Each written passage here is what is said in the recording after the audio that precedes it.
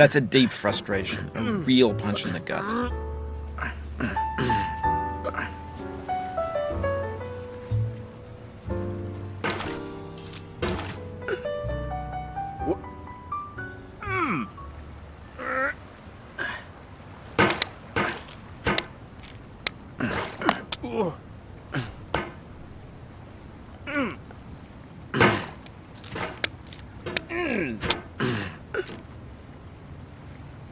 There's no feeling more intense than starting over. If you deleted your homework the day before it was due, as I have, or if you left your wallet at home and you have to go back after spending an hour in the commute. If you won some money at the casino and then put all your winnings on red but it came up black. If you got your best shirt dry cleaned before a wedding and then immediately dropped food on it. If you won an argument with a friend and then later discovered that they just returned to their original view. Starting over is harder than starting up. If you're not ready for that, like if you've already had a bad day, then what you're about to go through might be too much. Feel free to go away and come back. I'll be here.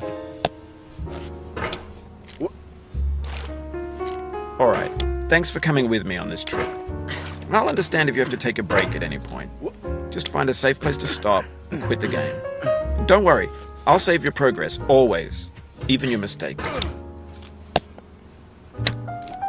This game is a homage to a free game that came out in 2002, titled Sexy Hiking. The author of that game was Jazzuo, a mysterious Czech designer who was known at the time as the father of B games. And B games are rough assemblages of found objects. Designers slap them together very quickly and freely, and they're often too rough and unfriendly to gain much of a following.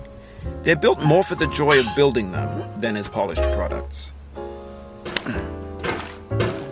In a certain way, Sexy Hiking is the perfect embodiment of a B game. It's built almost entirely out of found and recycled parts, and it's one of the most unusual and unfriendly games of its time. In it, your task is simply to drag yourself up a mountain with a hammer. And that act of climbing, in the digital world or in real life, has certain essential properties that give the game its flavor. No amount of forward progress is guaranteed. Some cliffs are too sheer or too slippery. And the player is constantly, unremittingly in danger of falling and losing everything. Anyway, when you start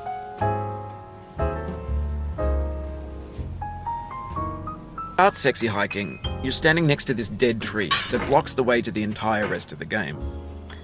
It might take you an hour to get over that tree, and a lot of people never got past it. You prod and you poke at it, exploring the limits of your reach and your strength, trying to find a way up and over.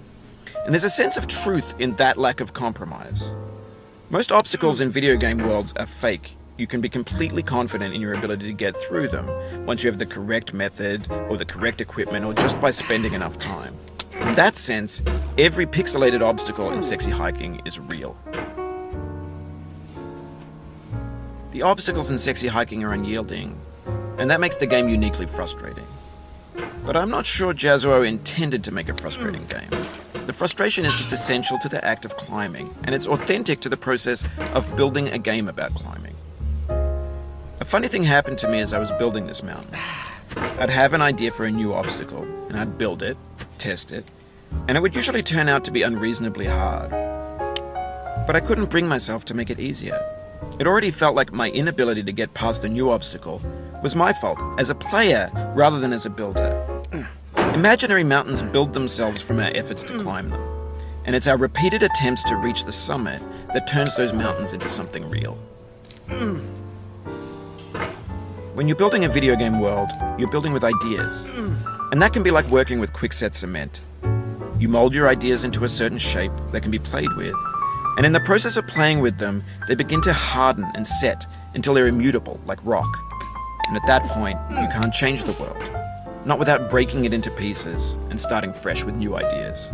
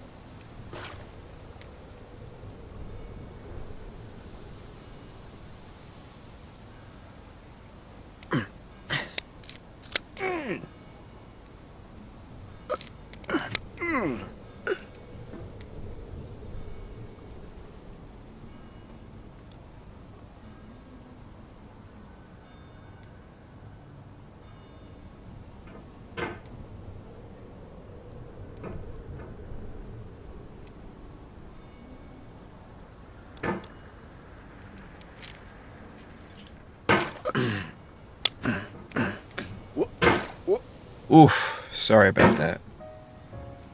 Oh,